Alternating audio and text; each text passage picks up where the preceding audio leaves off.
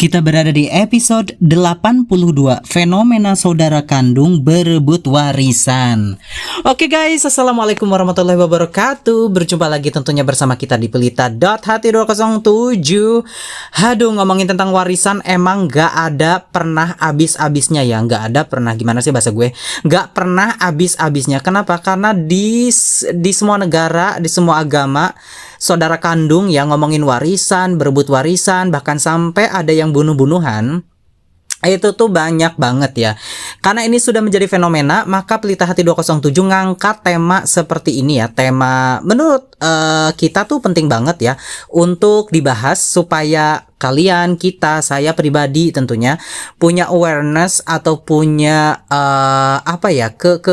kehati-hatian dan perhatian yang lebih begitu ya terhadap tema yang akan kita bahas ini. Tapi sebelum lanjut, gue mau ngasih tahu ke kalian kalau yang belum subscribe, aduh segera subscribe sekarang juga Pelita Hati 207. Kenapa? Karena ini tuh channel informatif, kalian bisa tanya apapun, kalian bisa temanya kalian bisa cari di scroll ke bawah ya, bagi yang baru banget gabung gitu, karena rugi banget deh kalau kalian gak subscribe, kalau kalian gak langganan, karena gratis subscribe itu ya. Dan yang sudah subscribe, saya ucapin terima kasih banyak. Kenapa? Karena dukungan kalian, support kalian itu berguna dan penting banget bagi Pelita Hati 207. Ini tuh bukan channel bisnis ya, ini tuh channel ya kita ngomongin beberapa hal-hal penting yang di sosial masyarakat itu banyak kejadian ataupun pembahasannya. Aduh, yang namanya lanjut ke yang warisan ya, yang namanya warisan, berebut warisan itu memang sudah menjadi fenomena umum, sudah menjadi hal-hal yang banyak banget.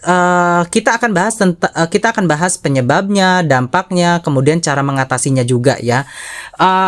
Penyebab terlebih dahulu deh ya. Tapi gue mau tanya dulu deh ke kalian. Siapa di antara kalian yang mungkin sekarang dalam posisi emang lagi mikir ya, karena orang tua mungkin sudah agak sepuh, sudah agak tuaan, saudara juga banyak gitu.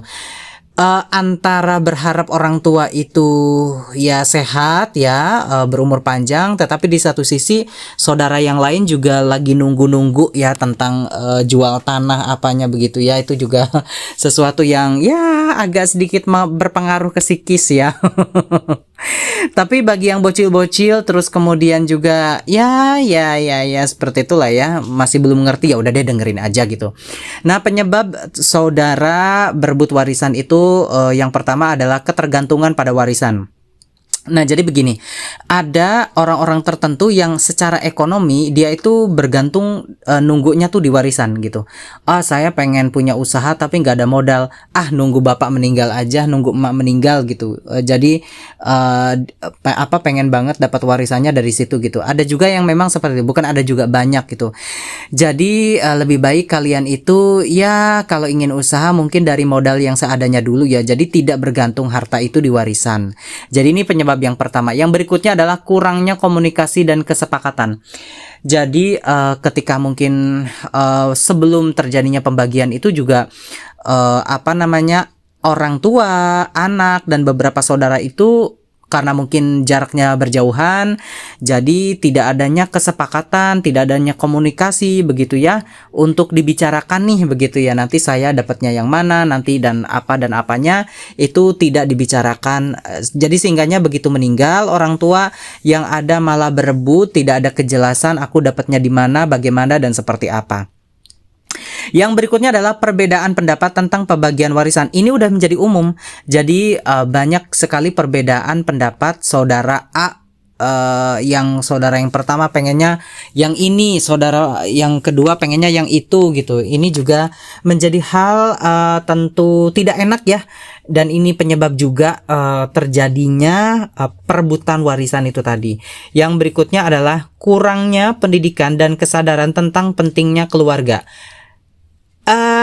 Maksudnya apa, Kak? Maksudnya tuh begini. Kalau kalian itu mementingkan unity of the family, aduh bahasa gue ya. Kalau kalian itu mementingkan adanya persatuan dalam keluarga nggak boleh pecah belah segala macam, pasti satu sama lain itu saling ngalah. Ketika satu sama lain saling ngalah, saling ingin mendapatkan bagaimana caranya kerukunan begitu ya, maka perebutan warisan itu menjadi tidak ada. Pembagian bisa, tetapi rukun seperti itu ya. Terus kemudian juga yang sorry, gue di studio agak sedikit nguap gitu. Yang berikutnya adalah ada pengaruh faktor ekonomi dan juga keuangan. Jadi rebutan warisan ini tuh kalau orangnya misal ya warisannya tuh nominalnya 100 juta gitu, dia tuh punya uang 1 miliar atau punya uang 500 juta, kayaknya itu kan tidak begitu bergantung ya. Iya 100 juta memang lumayan, tapi come on, itu angka yang kecil jika dibandingkan dengan harta kekayaan orang tersebut senilai 600 juta ataupun 1 miliar. Jadi ketika faktor ekonomi dan keuangan ini dia memang lagi kurang-kurangnya, ya tentu warisan menjadi tempat berebut ya, karena yang penyebab yang pertama tadi ya, ketergantungan pada warisan. Nah, ini juga berbahaya banget. Yang berikutnya adalah peran dan pengaruh orang tua dalam membagi warisan. Contohnya apa? Contohnya adalah ketika pembagian warisan, orang tua itu tidak berbuat adil ya guys. Orang tua ketika tidak berbuat adil, tidak menempatkan sesuatu pada tempatnya. Saudara yang anak yang pertama harusnya dapat apa, dia dapat apa. Jadi ini yang menjadi konflik dari dari saudara-saudara itu terjadi. Berikutnya, pembagiannya sih sudah rata, pembagiannya sih sudah syariat ya. Kalau dia beragama Islam tentunya kan ada ada hukum waris dan lain sebagainya yang mungkin atur begitu. Tetapi karena orang tuanya tidak bisa mengedukasi anaknya dengan baik, sehingganya yang terjadi adalah pertengkaran. Nah, ini adalah sebab dari saudara-saudara kandung itu berebut warisan.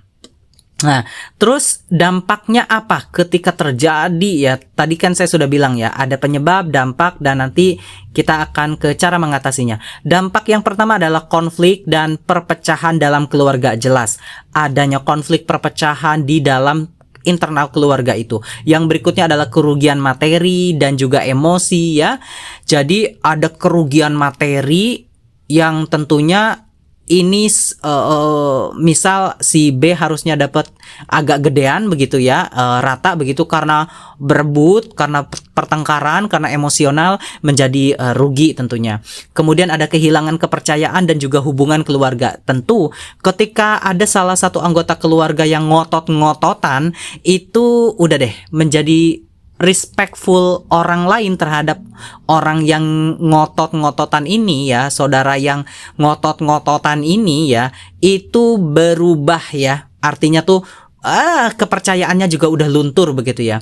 Kemudian berikutnya adalah dampak negatif pada anak-anak dan generasi berikutnya. Jadi anak-anak tuh bisa bermusuhan karena orang tua itu pasti bercerita apapun kepada anak-anaknya, dan anak-anaknya yang sudah besar juga pengen tahu nih ceritanya seperti apa. Dan orang tua itu memiliki versi cerita baik ya kepada anak-anaknya. Jadi setiap orang tua itu kan pasti memiliki cerita yang versi baik menurut mereka kepada anak-anaknya, dan anak-anaknya tentu akan mendengar saja. Yang berikutnya adalah keterlibatan pihak ketiga seperti pengacara dan juga hakim. Ini yang paling rempong, ini yang paling ya ampun, udah ada pengacara, hakim, dan nanti di pengadilan, ini tuh ribet ya. Jadi ini tuh berdampak sampai seperti itu ya. Yang berikutnya adalah dampak dari perebutan warisan ini adalah biaya dan waktu yang terbuang untuk proses hukum. Jangan salah loh, proses hukum itu memakan waktu yang lama dan memakan biaya yang besar. Bisa jadi biaya proses hukum itu, misal warisannya cuma 100 juta. Aduh, udah bayar kok hakim ya, udah bayar pengacara, warawiri, waktu segala macam. Itu tuh terkadang biayanya bisa lebih daripada 100, malah ego-egoan, malah aduh segala macam deh ya. Intinya dampaknya itu banyak banget negatifnya. Kemudian yang berikutnya adalah stres dan tekanan emosi yang berkepanjangan. Tentu hal yang semacam ini menjadikan kalian itu stres, depresi, kan emosinya juga makin tinggi, dan itu semua memiliki fase ataupun masa yang sangat berkepanjangan ya. Yang berikutnya adalah cara mengatasi ya perebutan warisan dalam lingkup saudara kandung ini seperti apa? Yang pertama adalah komunikasi terbuka dan juga jujur. Yang berikutnya adalah adanya kesepakatan dan perjanjian keluarga. Ini juga penting banget.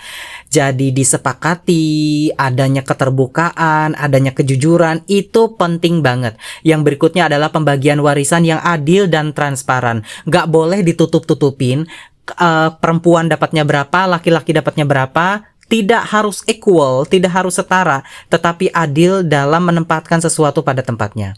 Kemudian juga ada penggunaan mediator atau konselor keluarga ya. Maksudnya apa? Penggunaan mediator, misal ada Pak RT, Pak RW, atau di antara keluarga itu ada tetua yang sangat dihormati yang bisa menjadi mediasi begitu di antara keluarga yang memang akan melakukan pembagian warisan. Yang berikutnya adalah pendidikan dan kesadaran tentang pentingnya keluarga ini. Jadi keluarga itu di atas segalanya. Kalaupun pembagian warisan bisa mendatangkan pertengkaran, bisa mendatangkan mara bahaya ya seperti itu juga tidak begitu bagus ya. Kemudian lagi. Kemudian yang berikutnya adalah perencanaan dan pengelolaan keuangan keluarga. Tentu perencanaan, pengelolaan keuangan keluarga ini penting banget. Yang berikutnya adalah mengutamakan hubungan keluarga daripada warisan materi. Nah, ini adalah beberapa cara mengatasi ya saudara yang pertengkaran keluarganya itu disebabkan karena perebutan warisan. Semoga informasi ini tuh bermanfaat. Nah, bagi kalian yang tentunya lagi ribet banget tentang warisan dan lain sebagainya, ingat poin-poin yang tadi sudah Pelita Hati 207 rangkum di atas, sebab ini tuh penting banget karena relate dengan kehidupan kalian. Hampir 13 menit dan Pelita Hati 207 pamit undur diri. Kita bertemu di episode-episode berikutnya dengan tema-tema yang lebih menarik. Jangan lupa subscribe dan jangan lupa tetap bahagia. Stay tune on Pelita Hati 207. Assalamualaikum warahmatullahi wabarakatuh. Sorry.